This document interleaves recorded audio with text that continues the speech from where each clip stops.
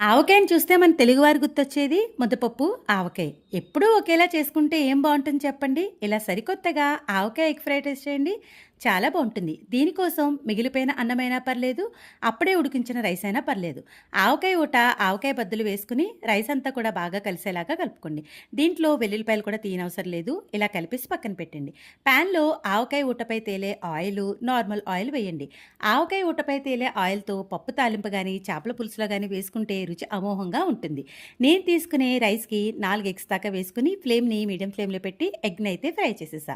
ఆవకాయలో already ఉప్పు ఉంటుంది కాబట్టి ఉప్పనేది కాస్త తగ్గించి యాడ్ చేసుకోండి. ఇలా ఉప్పు కలిపిన తర్వాత కలిపి పెట్టుకున్న రైస్ వేసుకొని ఫ్లేమ్‌ని లో ఫ్లేమ్‌లో పెట్టుకొని అటు ఇటు కలుపుతా ఒక 5-10 నిమిషాల పాటు ఫ్రై చేసేసుకోవాలి.